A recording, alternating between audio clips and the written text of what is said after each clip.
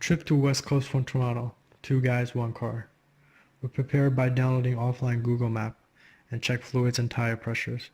We started out by taking Highway 400 all the way to Sudbury, leaving as early as we can to avoid cops and traffic. Over 400 kilometers on the first day. We also took breaks at Perry Sound and French River. There were many small streams where people can paddle their canoes and kayaks. On the second day, we took Highway 17 and drove through Lake Superior Provincial Park and visited Pukasca National Park. It has many beautiful hiking trails and small lakes. We stayed overnight at Pig River Guest House. The place turned into a fairy tale when mist appears in the morning. Lake Superior is so humongous that on the third day we're still driving beside it. We took countless detours off the highway to various points to see the Great Lake. The clear sky and the clear water feels more pleasant than the ocean.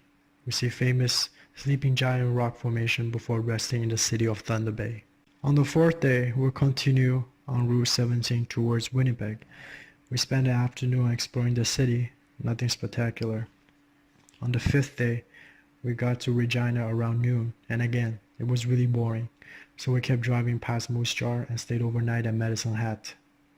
We found a motel beside a Chinese restaurant which serves beef from the local slaughterhouse.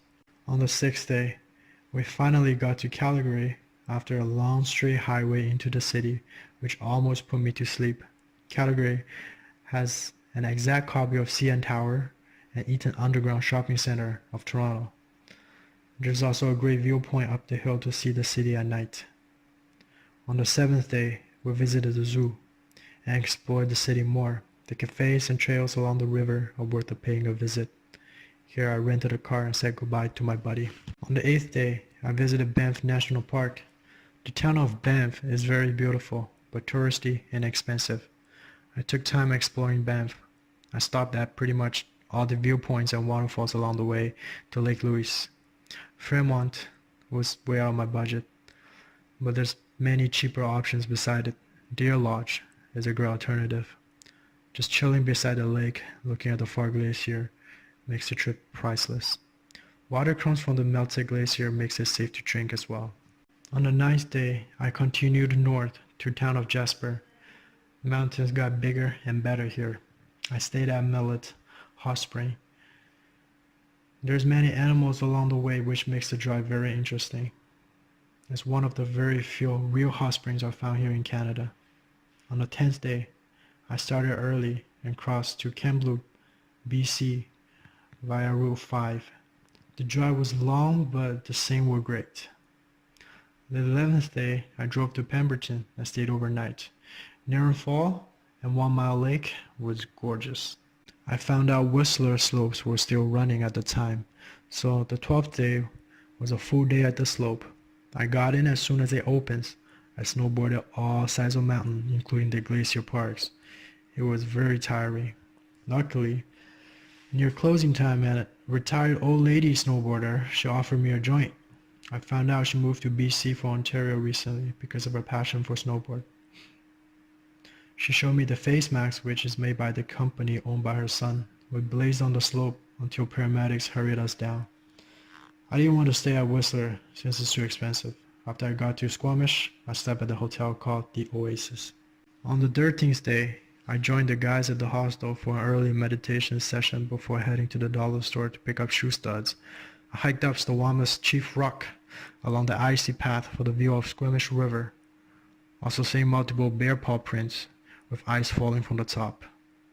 The lunch at the Sea to Sky Gondola Cafe. The day ended in Vancouver and I met up with my friend. We checked out the Quarry Rock Trail. It was amazing to go in the afternoon since nobody goes there at that time. On the 14th day, I visited the famous Cabanano Suspension Bridge and Stanley Park Aquarium. Then I stayed for free again at my friend's $3 million house.